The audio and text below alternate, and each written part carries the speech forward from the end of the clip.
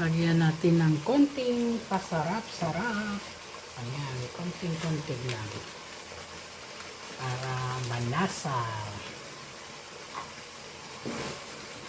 Ayan guys, masarap to kahit ipalaman mo sa tinapay, diba?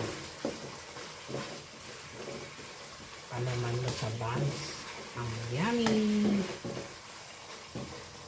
Ayan guys. Lagay na natin yung patatas para maluto.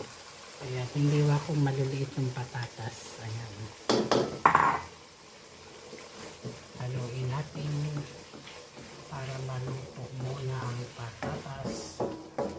Lagyan natin ng konting hot water. Ayan, hot water. Ayan.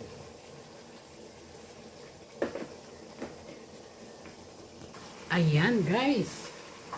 Malapit lang maluto ang aking corned beef na may patatas. Ayan.